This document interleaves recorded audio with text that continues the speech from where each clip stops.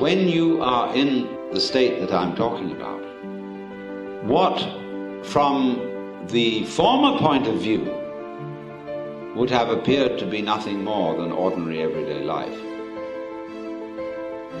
is suddenly seen to be a magical process. Absolutely weird. So that you can see that you might be just rubbing around in some ash. It becomes perfectly obvious that that's the whole point of the universe.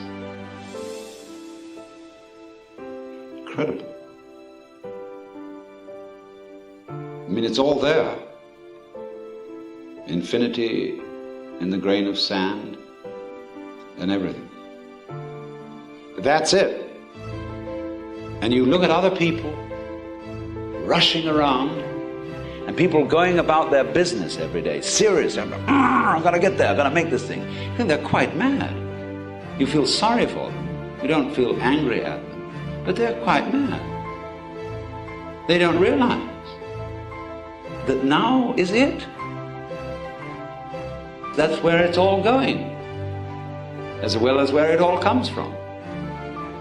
The Alpha and the Omega is now.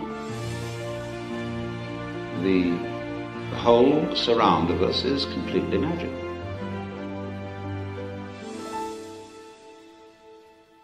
Now, of course, we become aware that imaginative people are conscious of this.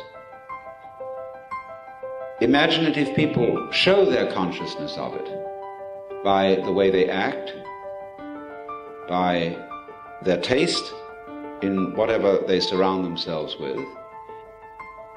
You begin to notice that there are some certain people with whom you either have great accord or great fear, because they're not ordinary, because they have an atmosphere of magic.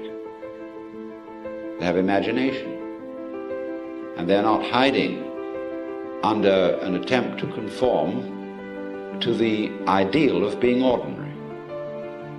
And the artistic people are here. There are also people you can call relaxed people. Relaxed society is a very wonderful class of people. They're not on edge. You know, there are some people who are edgy all the time, and you feel that your very presence around their place is a mess. But relaxed people have what in Arabic is called barakah. It means divine grace, but it also means the quality of an old frying pan that has had long years of use and is just perfect. That's barakah. And there are people like that too, you see. And all these are the great spontaneous virtues that cannot be contrived, because this thing can only come in the process of growth. So you say, well, do I have to wait? But the whole thing is in the waiting. I don't mean the virtue of patience. I mean waiting when there is nothing to do but wait. And when you see there is nothing to do but wait, then it happens. But it won't be hurried. Because the minute you're trying to hurry it, that introduces the one thing that stops it. The miracle, the magic thing is happening all the time. But you can't see it when you're trying to get it. And you can still less see it when you're trying to get it fast. So there is no alternative but to go through the point of you can't get it at all. You are going to be you. The same slob you've always been. See? You can't change it. And all your good resolutions are just bombast. And then you start to be real.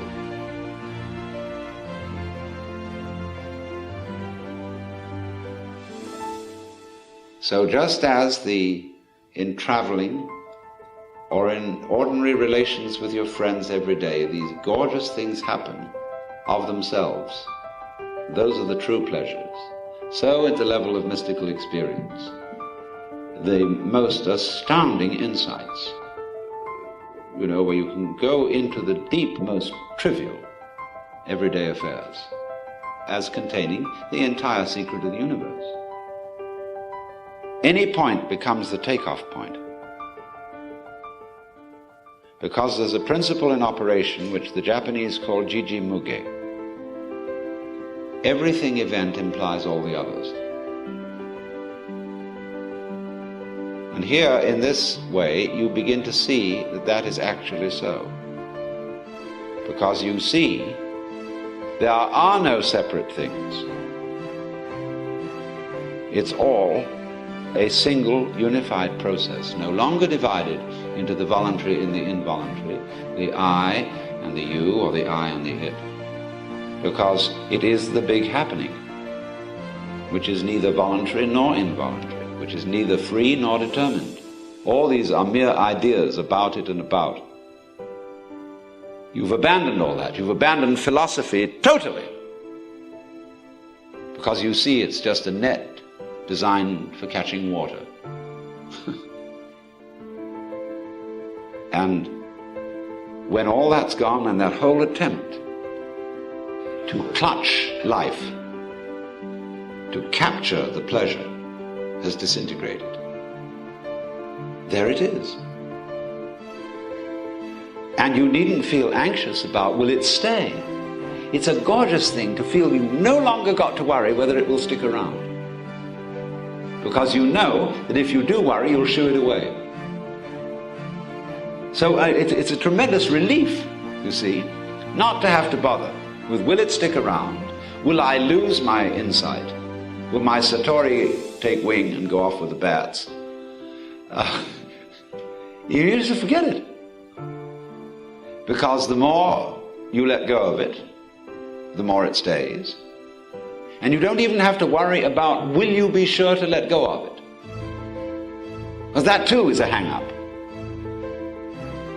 And you can begin, you see, from your very weakness. That's your strength. It's not your big ego and your big will that is the strong thing here.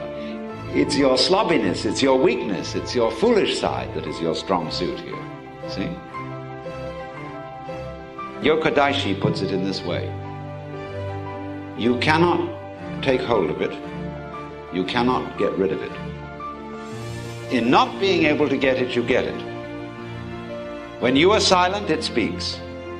When you speak, it is silent.